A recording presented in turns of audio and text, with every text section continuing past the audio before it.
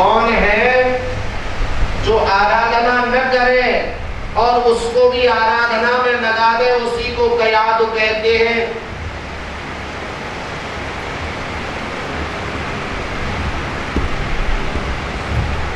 एक दिन हिरण्यकश्यप वन में जाते समय कहने लगे कि मैं वन में जा रहा हूँ और कुछ समय के उपरांत लौटूंगा।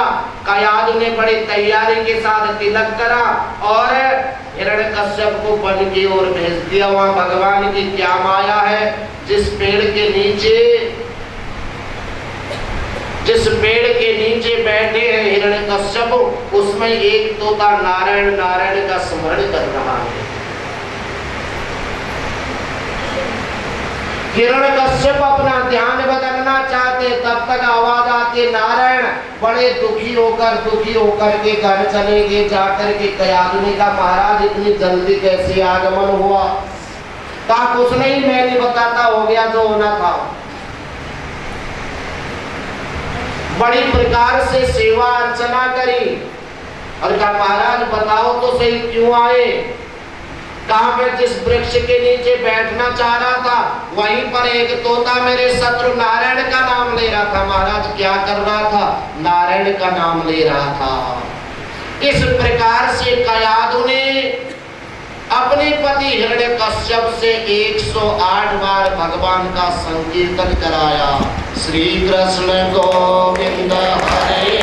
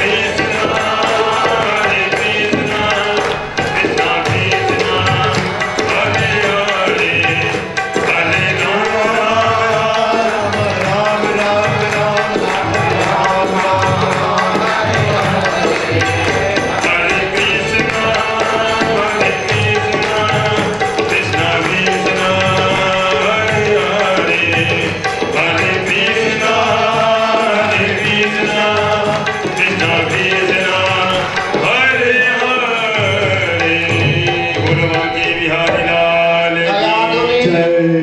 अपने पति से 108 बार नारायण का स्मरण करवाया।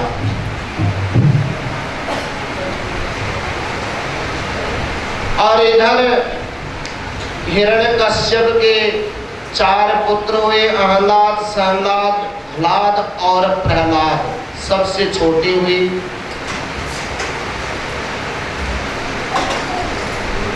एक समय की बात है, जब हिरण्यकश्यप तपस्या के लिए वन में गए थे, तो इंद्र ने सोचा कि यहाँ तो प्रभु का जन्म, ऐसे तपस्वी का जन्म होने वाला है जो हमें भी दुख पहुंचा सकता है, हमसे बड़ा हमारे आसन को छीन सकता है। इंद्र ने उसकी माता का हरण कर लिया। कयादु का हरण करके जब जा रहे थे इंद्र, तो रास्ते में नारद जी ने रोक लिया। अरे दुष्ट रुक जा। इंद्र को रोक करके कयादु को अपने आश्रम में नारद जी ले गए। कहा, बेटे जब तक तुम्हारा पति तपस्या से आता नहीं, तुम प्रेम पूर्वक आश्रम में निवास करो और भगवान का स्मरण करो।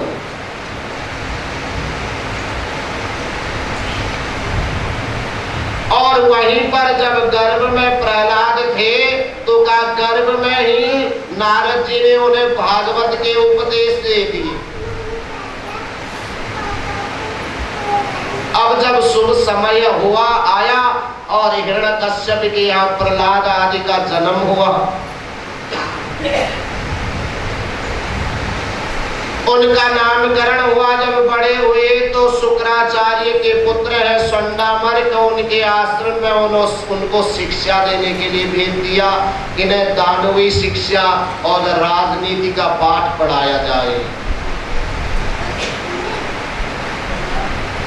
इनको दानवी शिक्षा और राजनीति का पाठ पढ़ाया जाए।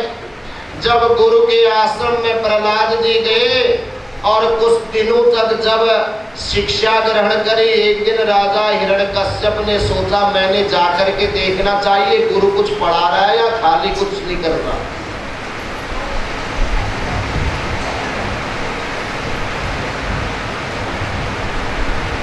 सुंडामर्क के आश्रम में जाकर के बच्चे खेल रहे थे, उठा करके प्रहलाद को गोद में बिठा लिया। बेटा मेरी गोद में बैठो, क्या पढ़ रहे हो, कुछ सीख रहे हो? नहीं। कहा, मैंने तो सब कुछ सीख लिया है, पहले से ही सिखाया हूं।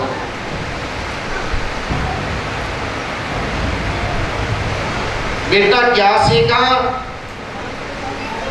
कहा, हे पिता श्रेष्ठ, यह जो सांसारिक शिक्षा है ना, यह शिक्षा तो इस संसार में ही भटकाने के लिए है। जो परम शिक्षा है ना, प्रभु के चरण पादुका है, जो उस प्रभु के चरणों का नित्य ध्यान करता है पिता श्रेष्ठ, उसे इस शिक्षा से कोई संबंध नहीं होता। श्री राधे राधे।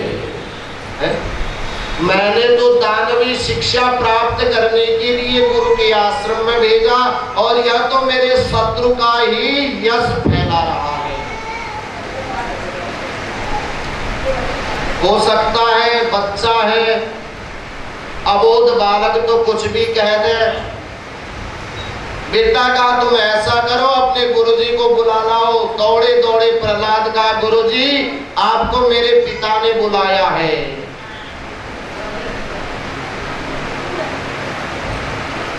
आपको मेरे पिता ने बुलाया है। जब पिता ने बुलाया है करके सुंडामर्क राजा के पास आए, और राजा ने कहा, महाराज आप यह कौन सी शिक्षा दे रहे हैं? सुंडामर्क ने कहा, महाराज हम तो जो आपकी बनाई हुई शिक्षा नीति है उसी पर शिक्षा दे रहे हैं।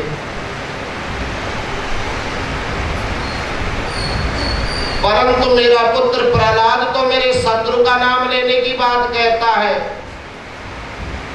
कहा भी अबोध बालक है, कोशिश करेंगे और यह अपने आप आ जाएगा, अपने स्वेच्छा से ही, अपने कर्मों से ही अपने रास्ते में आ जाएगा। कैसे? एक हंस था ना, हंस नाली में पड़ गया, सारा काला काला हो गया। वह हंस वह कौओं के साथ दौड़ने लगा, ये काले हैं मैं भी ऐसा ही रहूंगा।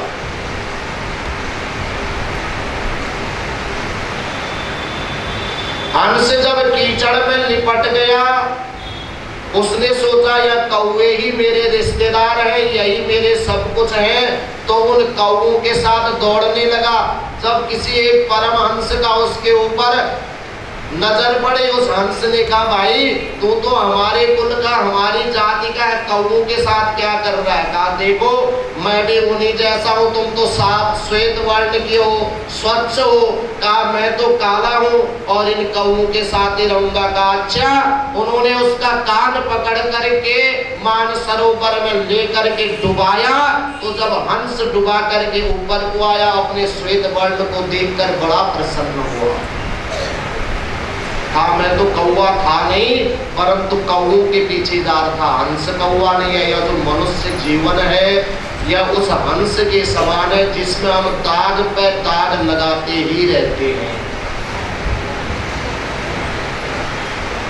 दाग पे दाग लगाते रहते। भगवान ने इतनी सुंदर काया दी है, इतने दाग इस पे न लगे कि फिर साबुन लगाने से भी धुले नहीं। तब तो तभी भला हो सकता है जब कोई परमहंस सदगुरु मिलेगा, वो हमें पकड़ करके समुद्र जैसे सरोवर में डालेगा और उस ज्ञान के सरोवर से जब निकालेगा, तब हमें पता चलेगा अरे हम तो मनुष्य लोक में हैं और हमें भगवान ने भेजा था तो प्रभु की भक्ति कर।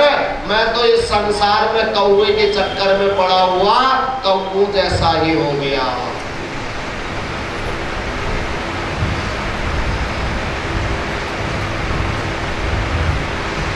इधर चंडामर्क ने राजा को आश्वासन दिया चिंता करने की जरूरत नहीं है, ऐसी शिक्षा दूंगा सब भूल जाएगा, या जो हरि का नाम स्मरण कर रहा है सब कुछ भूल जाएगा।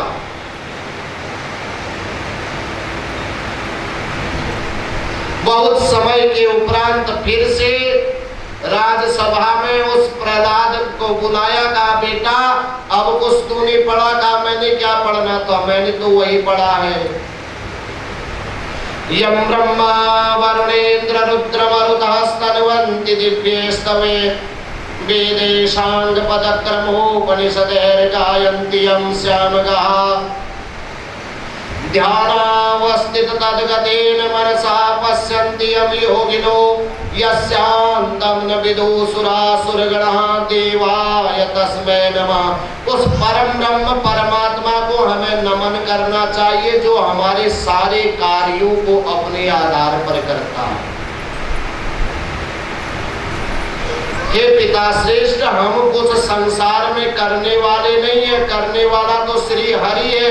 कितना सुनते ही क्रोध के वशीभूत होकर उसे पर्वत से फेंक दिया, पत्थरों से मारा, विष प्रदान कर दिया, प्रहलाद का कुछ नहीं बिगड़ा।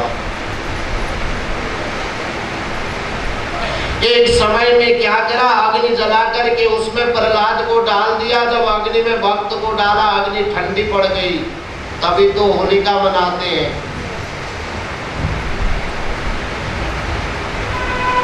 हिरण्यकश्यप ने सोचा यह ऐसे भी नहीं मरा, इसको कमरे में बंद कर दो, इसे भोजन देने की आवश्यकता नहीं, भोजन नहीं मिलेगा, अपने आप मर जाएगा। देखता हूं इसका हरि कैसे इसे भोजन देता है। जो सदपुरुष हैं उनके पितर भी सदयोनि में जाते हैं, जो दुष्पुरुष हैं उनके पितर भी दुष्योनि में जाते हैं। कैसे जाते हैं? हंस और हंसनी का जोड़ा जा रहा था, रात्रि हो गई, एक वृक्ष पे बैठे देखा यहाँ तो कौवे का घोंसला है। कौवे से हाथ जोड़े, महाराज कौवा महाराज हमें रहने दोगे यहाँ पर? कौवे ने कहा जरूर रह सकते हो, रात्रि भर आराम से विश्राम करो, कोई चिंता करने की जरूरत नहीं। कौवा बड़ा चालाक पक्षी है। कहा चिंता करने की जरूरत नहीं, इसी स्थान में रात भर रुको। रात भर आराम से रुके और जब सुबह हंस और हंसनी जाने लगे तो कौवे ने हंसनी पकड़ ली। कहा यह तो मेरी पत्नी है। हंस को बड़ा आश्चर्य हुआ, कहा रात भर सेवा करी और अब मेरी पत्नी को ही हरण कर रहा है। इस संसार में प्रभु का भक्त वही है, प्रभु उसी को प्राप्त हो सकते हैं। मात्रवत परदारेषु परद्रव्येषु लोष्टवत्। शास्त्र का नियम क्या है? मातृवत पर दारेशु, जो स्त्रियों को माता के समान देखता है, और पर द्रव्येषु लोष्टवत, और दूसरे के धन को पत्थर के समान देखता है, कंकड़ पत्थर के समान देखता है, तो उसी को श्रेष्ठ भक्त कहते हैं। परंतु आजकल तो दूसरे के धन को देखकर सब ईर्ष्या करते हैं, वो भक्त कहां से होगा? कौवे ने कहा नहीं, या तो मेरी पत्नी है। दोनों लड़ते लड़ते राजा के न्यायाधीश के पास पहुंच गए। न्यायाधीश कैसा होना चाहिए? न्यायाधीश के पास पहुंचे, कौवा कहने लगा यह मेरी पत्नी है, और हंस कहने लगा मेरी पत्नी है। कहा कल रात जब सभा लगेगी तब इसका निर्णय होगा।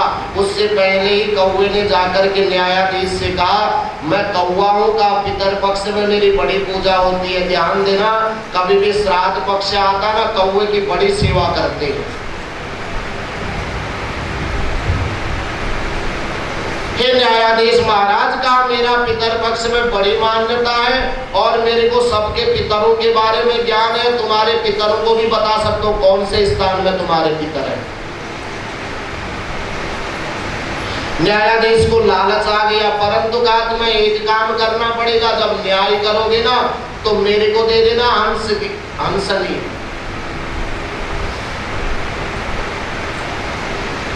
दूसरे दिन सभा में आए, जब न्यायाधीश को न्याय करने को कहा तो पहले से ही खरीद दिया। न्यायाधीश को क्या न्याय करेगा?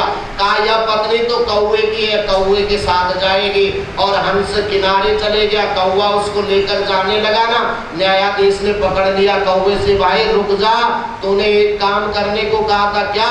कहा मेरे पितर बता तो कहाँ है? वहां पर एक कूड़े का गंदा डिब्बा पड़ा था, उसमें 2 कीड़े घूम रहे थे। न्यायाधीश को कहा यही तेरे माता पितर है। जो शुद्ध मन से न्याय नहीं करता है तो उसके पितरों की भी यही गति होती। ऊपर से सोचते हैं किस पुत्र को छोड़ के आए। जो गलत न्याय करता है